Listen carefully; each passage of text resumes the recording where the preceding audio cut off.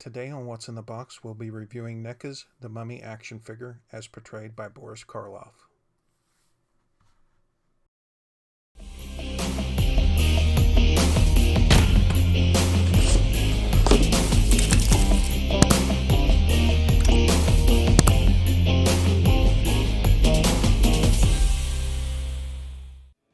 As I may have mentioned, I'm a huge Universal Monsters fan.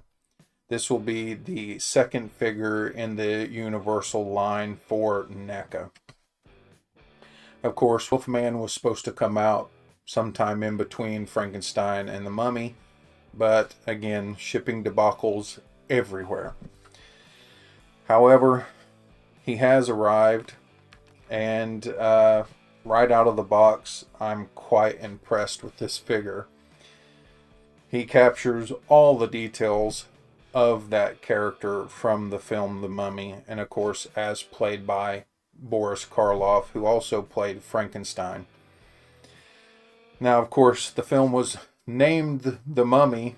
However, The Mummy had all of about 30-second screen time. You can say it was the first 10 minutes of the film, but he was pretty much in a casket the majority of that, and he made a single appearance out of that casket, and you didn't even see him in full, just his hand reaching for a scroll and then his bandages walking away.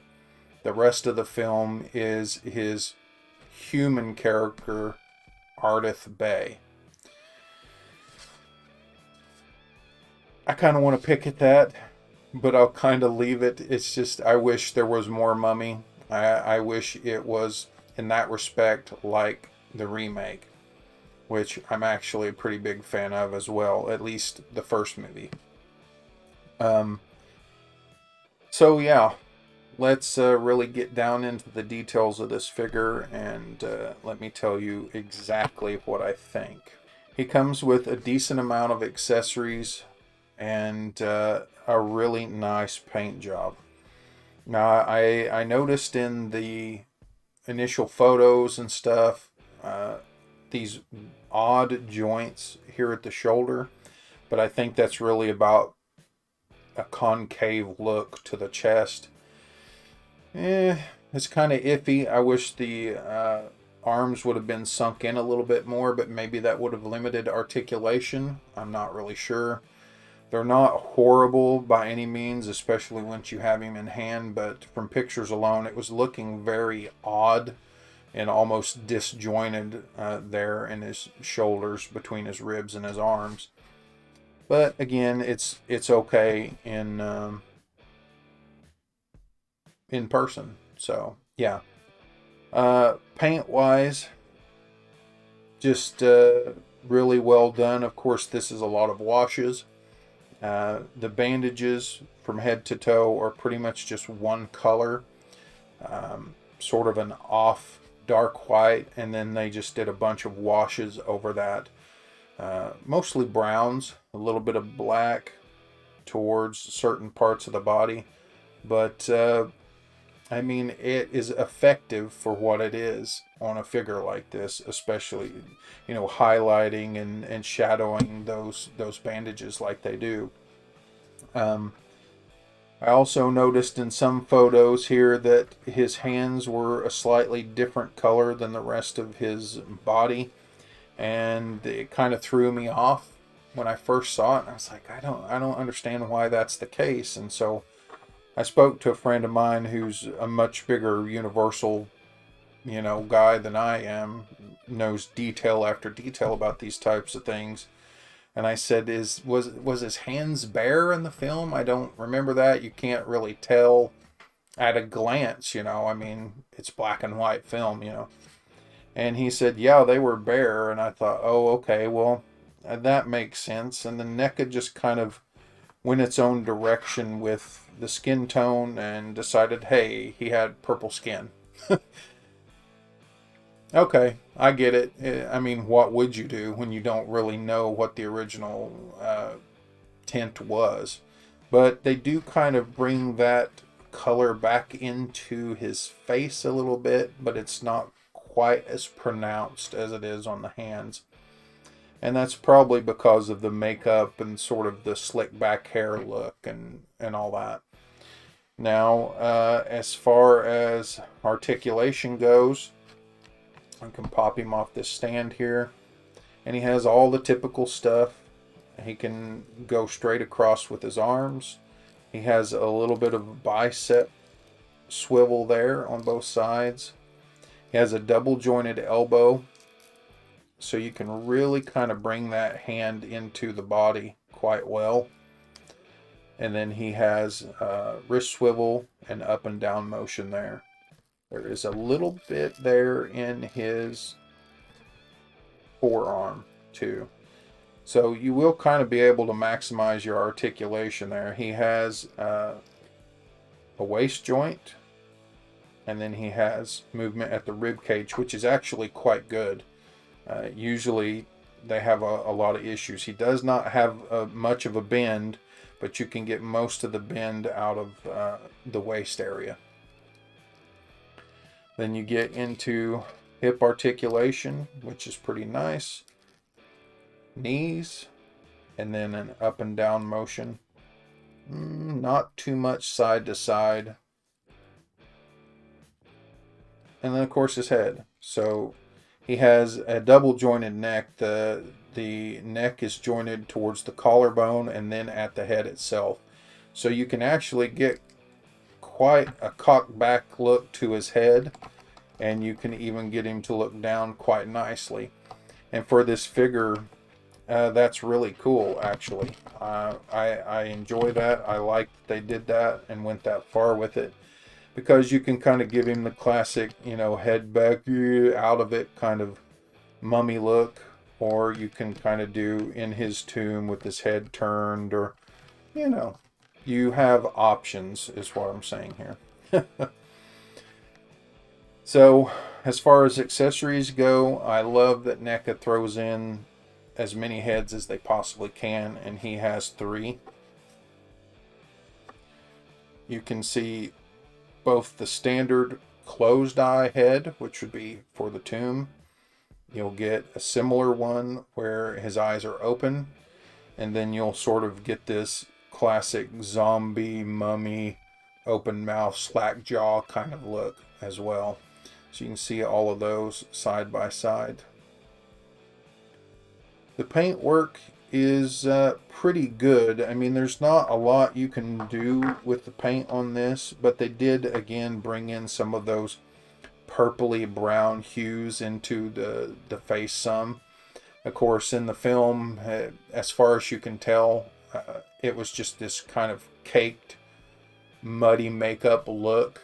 And so you're kind of doing guesswork on some of the tones that it would have had, especially in the face and the hands. But I'm okay with the sort of purple hue that this has gotten to it. So, yeah, pretty solid right there. Now, you get into the other accessories, and you have 2 extra hands. For whatever reason, both are right hands, as you can see there. I'm not sure why they would want to give you more than that. Maybe I had seen in later films one of his arms was wrapped up and cinched to his body. I didn't see that in the first movie. Maybe it was down kind of to his side. And so you would want more sort of flexibility in the right hand. And for that reason, I can understand. Of course, you end up with a couple wrappings. I know he did have one of these around his neck in the film, and I'm not sure about the other. Maybe the other was around the arm, which it looks kind of like. You put the arm there, and you put the bandage there, and that's kind of the look you'd get from those 2 options. And I think that that's cool. He did have one that he was dragging behind him as well, but that wasn't included, but it's not really needed because you can take this one, wrap it around a foot, which actually looks much better, and he's dragging a bandage behind him like he did in the original movie. Now, when you get down to the biggest accessory he has, which is this lockbox, I'm not sure what to call it actually. It has just a pretty much solid plain gray paint job, but they did really well capturing all the details in gold. So you have what I think are a couple raw type figures here. I could be wrong, correct me in the comments. And then you have the hieroglyphs here on the top, and even sort of a star pattern to each side of the box here. Now what's cool is you pop that open, it has a gold rim, and then it also has the scroll from the film. How accurate that is, I couldn't tell you. It's only glanced in the early part of the film, but it does have a nice patina. It's obviously printed on some sort of parchment paper that's got some detailing in it. And so, yeah, that's really cool. I think I would want to, roll it up if it was at all possible and put it in there instead of just whatever happened here, which was it's just jammed into the box. But yeah, I mean, I'm getting a kick out of these Universal figures. Of course, I'm a huge Wolfman fan. I'm a huge Creature from the Black Lagoon fan, and I'm looking forward to those most. But I absolutely love the Frankenstein, and I think this is pretty high up there. It's a simple paint job to pull off, but the sculpts just kind of nail it. A friend of mine complained about this open mouth sculpt, but I don't see the complaint so much. Personally, that's the head I would probably use because it has the most, emotion in it. But yeah, I mean, it's there. I can't complain too much about Neca. I mean, unless the things just come flying apart on me, because they just kind of, for this scale, they nail it almost every time. So that would bring me to the rating. Oh Lord, it's going to be high again. I think they probably had more fails in their older figures than these newer figures, but they really do a great job on the majority of these anymore. Again, I didn't see, appearance-wise, I didn't see many paint problems. There was darker paint here on the hands, especially in the fingers, but as you can tell, it's kind of meant to be. I think that's to give the impression that it's sort of rotting appendages on the hand. But yeah, as far as appearance goes, he's great. Paint job is solid. I saw very little off about it. The sculpt pretty much nails Boris and the makeup, even his body. So it's just, I really think I'm going to give this appearance-wise a 5. Like if I'd had a rating system when I was doing Frankenstein, that would have nailed a 5 probably on almost everything. But appearance, I'll give a 5. Now as far as articulation, great articulation, especially this double jointed neck. I love that. And we have both a hip and rib cage swivel there. I can't really